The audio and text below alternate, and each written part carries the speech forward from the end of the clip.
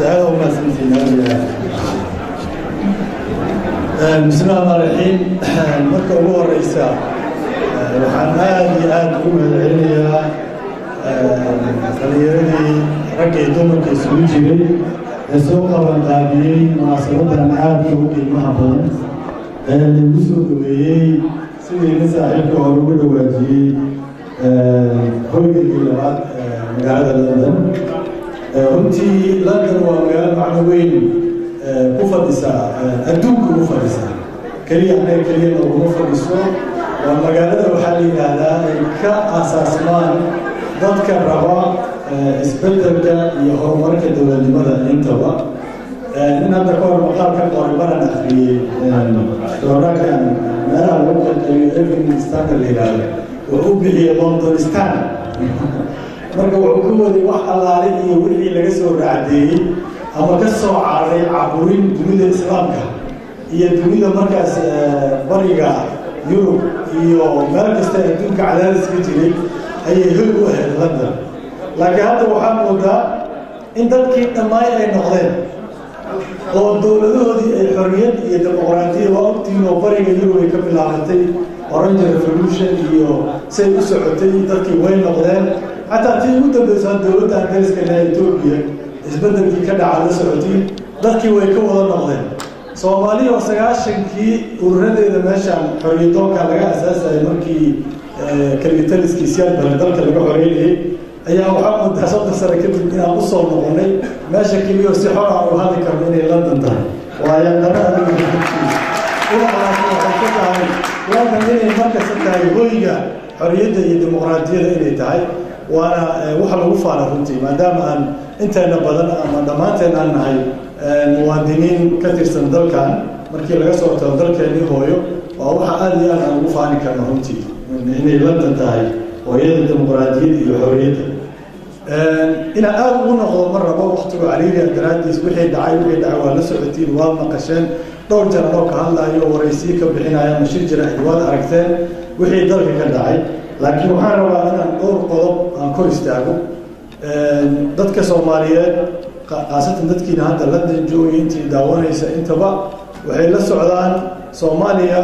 dagaalkeedii sokay waxa asaas u ahaa meesha ka bilowday awoodda iyo xukunka isku qabsaday waa asaaskiisa halkaas ka bilowday waxa kale oo hadda yaalo dhan oo abaaro gaajo qolaado al-shabaab al-qaacida ISIS waxa soo dhan waa symptom qofka markuu jirado qandhada korkiisa ka baxaysa amal ay la mid tahay laakiin ma aha jiradii asalka ahayd maaha waxa la isku diray nidaam dimuqraadi asagoo dalka uu ka jiro oo xorriyadda ay jirto oo madaxweynaha iyo ra'iisul wasaaraha baarlamaanka looga yeero saxaafadda ay xor tahay aad waxaan u jeclaan lahaa in akhrisaan journalka dalka la yiraahdo oo editor-ka ahaa ama uu ka ahaan jiray tafatir ninka la yiraahdo dhuxul waagii dimuqraadiyadda ay jirtay jaamacadda soo asu yaala koobiyadiisii dhameed soo qoran sida ay xorriyadda saxaafadda ay u jirtay markaas dhuxul weli wuxuu ahaa nin reer waqooyi oo hadda deegaanka Soomaaliya ka soo jeeda ayuu ah in akhrisina ficilsayd xorriyadda iyo dimuqraadiyadda ay u jirtay kacaankii raggii watay oo rejiimkii kalitaliska ayaa dimuqraadiyadda xorriyaddaas god ku tuuray 30 sano ka bacdi dadkii dagaal sokeeya ka dhacay dadkii inay gacmaha iskula tagaan 10 iyo dhowr sano markii dagaalka sokeeya uu socday dadka Soomaaliyeed waxaa la isugu geeyay magaalada Carta saddex qodob ay ku heshiiyeen waxay ku heshiiyeen dastuur dimuqraadi ah dalka in la federaaleeyo iyo awoodda la qabso saddexdaas ku heshiiyeen saddexdaas marka heshiis guud ayay ahayd laakiin ma ahayn wax guntiisii la taabtay ma ahayn oo la gaaray dawlad kasta oo timaada sidii laga dhawaajiyay waxay wax u bay ku dareysay hanaankaas tartiibka u socday oo processka dimuqraadiga ku socday markii la iskhilaafsana wada hadal iyo is-afgarad iyo isla gorfayn iyo talo wadaag ayaa wax lagu goynayay halkaas markii socodka nabadda iyo dhismaha dowladda Soomaaliya saddexdaas qodob ayaa asaas u ah maadaama dadkii ay weli kalsooni isku qabin baadihii isdila weli isku kalsoonaanin kalsoonida si loo dhiso waxaa loo baahday in la wada hadlo dadka la isku soo dhaweeyo wax allaali waxa dadka kala fogeynayna la yareeyo wax allaali waxa dadka isku keenayna la isku soo dhaweeyo marka erayadaas waxaa la yiraahdaa consensus building macnaheedu in la dhiso dadku inay is ogolaadaan tala wadaagna dalka lagu wado saasaa lagu soo waday taasaa keentay marka inay maamul goboleedyada ay ku dhismaan taas ayaa keentay in dowladda federaalka xarunteeda xamar ay noqoto taas ayaa keentay in baarlamaankii 4.5 qabiil lagu qaybiyo taas ayaa keentay in dadka Soomaaliyeed ay ka wada hadlaan sidii dowladnimo waarta oo ay hoos harsadaan qaran sharaf iyo karaamo iyo gobnimo iyo madax banaani leh inay raadiyaan intaba dadka jooga dhowr iyo 20 kun ee ciidan Afrikaanka meesha jooga iyo balaayiinta dollar ee lagu biilay qarashkeeda lagu bixiyo waxa loo bixinayo waxa way Soomaalidu inay helaan space ay ku wada hadlaan oo ay ayatiinkooda iyo masiirkooda siyaasadeed ay ku go'aamiyaan kaasaana furnaa weligiis alihiis haddaad aragtiin 20 kun oo Afrikaan oo meel joogta iyo intaasoo malaayiin la bixinayo intaasoo ajnabi jooga danaha ay leeyihiin ka soko waxa ugu horeeya meesha jooga waxa waaye inay Soomaalida space-kaas ay ku wada hadlayso hesho haddii sababtoo waxaa laga baqayaa haddii space-ka xirmo halkii colaadiisa ayaa loo noqonaya dowladdan siday u timid runtii dadka talada siinayaan ka mid ahay oo si hoose iyo si koro wax ugu sheegay waana la socotaan oo dadka intiina badan waad dhageysataan ama wada akhrisaan waxaan qoro wax dhibaato weyn oo hadda muglow ka muuqday ma jiro laakiin waxaa moodaa nidaamka ay rabaan inay ku socdaan inuu ka bedelayo nidaamkii dowladihii hore ay ku soo socdeen waxa keenaya in waa aragnimo la'aanta way dad dhalinyaraha cusub oo talada iyo xukunka iyo siyaasadda ku cusub waaye waa waxaan dhihi jirnaa annaga seeflaboorta daa maqasheen soo dhalinyaro yaroo diinta inta barta seefta la boodo culimmada madaxa ka saara ma la arki jirin waa nima seeflabood siyaasadeed waaye wax kaloo dhibaato ay qabaan ma laha waana ayagaana gaali doona runtii waxaad aragteen dagaalkii ugu horreeyey qaadeen waxay ku qaadeen madaxweynihii Hirshabeelle hore taladay ka tuureen waxay isku dayeen inay madaxweynihii Galmudug talada ka tuuraan laakiin waa la difaacay oo dadkii ku soo baxay waxay u soo gudbeen madaxweynihii Koonfur Galbeed inay xilo ka tuuraan dabceen asagina waa lagu soo baxay maalmahaas waxa aad u hadlaan dhageysatay madaxweynihii Puntland oo qaylo afka labadiisa furtay maanta waxa hadlaya madaxweynihii Jubbaland marka haddii madaxweynayaashii dowlad goboleedyada haddii dadkii siyaasiyiinta ay xisbiyada madax bannaan ama kuwii xildhibaanada ay xasaanada lahay baarlamaanka ku jiray oo lagu soo khatimay gudoomiye baarlamaanka in xilkii xoog looga tuuro oo sheegteen in loo awood sheegtay inuu sheegay sababtoo waxaa la soo bixi maanta Xamar aan joogay ciidankii darab waa ciidan Ameerikaanka si commandos ku tababaran loogu talagalay shabaabka inay baxsadaan maalintaas waxaa la soo bixi baarlamaanka la qorkeen wax kasta oo awood ay dowladda lahayd hortood la soo dhisay oo ama ciidankaas ha ahaadaan ama nabad sugidda ha ahaadaan ama wax kasta dowladnimo loo soo dhisay waxay damceen inay awoodooda inay u isticmaalaan oo ay xukun inay ku haystaan ayaga ay u isticmaalaan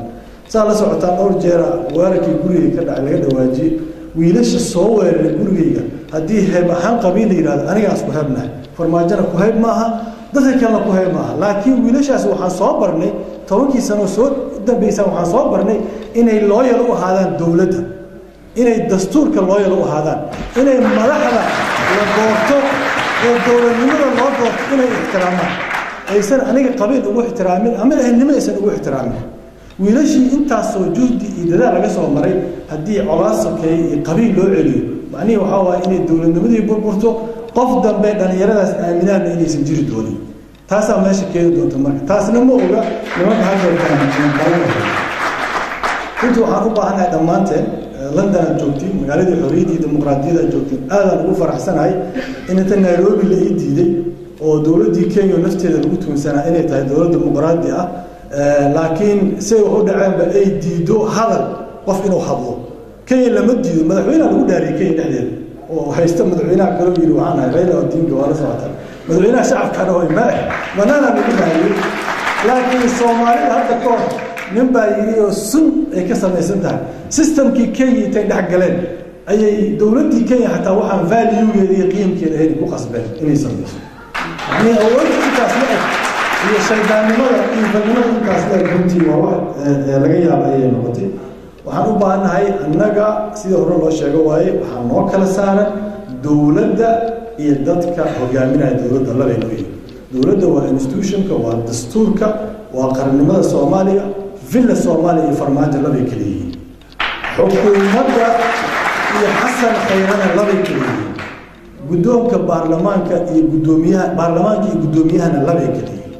baarlamaanka iyo villa Soomaaliya iyo xukuumadda waa hay'adihii dadka madaxda ka ahna waa ashqaas iyo shakhsiyaadka xilka loo dhiibay muddadoodana kooban tahay in lala xisaabtamane dadka Soomaaliyeed ay sugan waa sida hadda ay sheegteen xooshi ku dhawaajiyay hogaamiyaha mucaaradka halkan jooga dalkan Jeremy Corbyn wax kasta wuxuu soo labisan yahay waxa la leeyahay waxay ballan qaaday Theresa May inuu yiraahdo tana ballan anaga dambi ma gelin haddaan dhahno Maxamed Cabdullaahi Farmaajo haddii shabaab la soo sheegay 100 kun baarlamaanka hor qaad inay siinayso haddii safarka inay yeelanayso sida sheegtay oo madaxweynaha ka horeeyay ku dhalishay inaan jidadka Muqdisho la xiriirina sheegtay in maaragtay dawladaha dariska aan loo khuduucayna noo sheegtay muwaadin Soomaaliyeed dhiibtay maxaa ku dhacay haddaan ay su'aashaas weydiiyo si legitimate u keeno miihi qof ka soo horjeeda dawladnimada waxaan ahay ballanqaadkii madaxweynaha uu sameeyay qof ku qabanayo dhahay waxa noo ballanqaaday quruxda banaa ee doorashada ku gashay aaway laakiin leema soo xasuusi karaa madaxweynaha waxaan ballanqaad si galay hadda laga yeelayo